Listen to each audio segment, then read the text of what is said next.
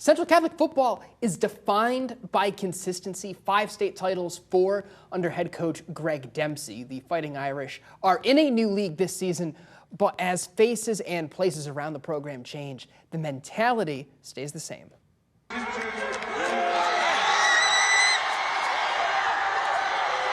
Central Catholic raised a trophy up.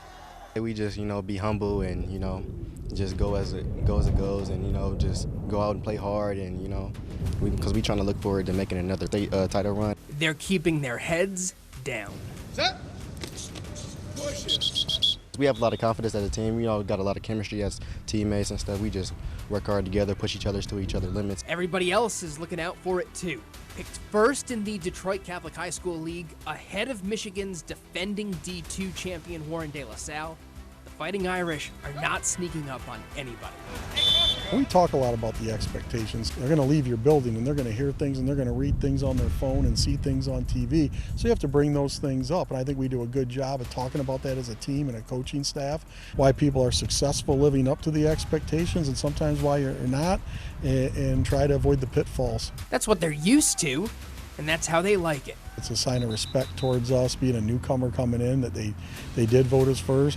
I'd rather have that target of expectation on us than not. It's a lot of pressure for a high school kid to live up to, but that's a great lesson in life too. The Fighting Irish are deep and experienced, particularly up front, where they return all 5 starting offensive linemen, including Ohio State commit Mark Nave. Jaden Barnes, Christian Jackson, Eli Williams, Mark Nave, Marquand Braswell, they all are stepping up.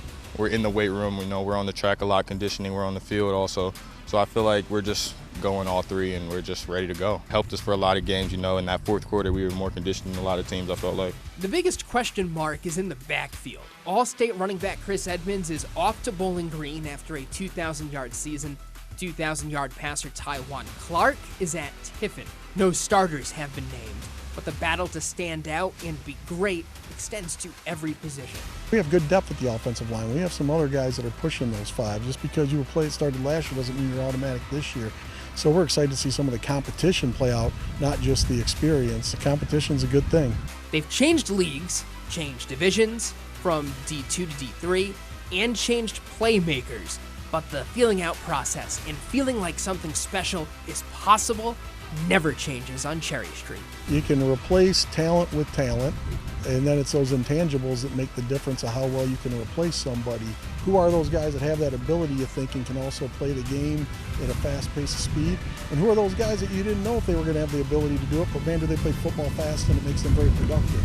So that'll be a fun thing to see this weekend.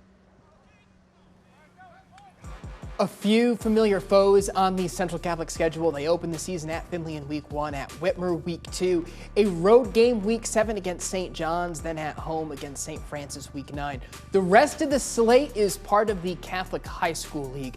A huge showdown between state champs in week 5, Central hosting De La Salle. The top teams in that league meet at Ford Field in week 10. Then Central Catholic sets its sights on the OHSAA playoffs.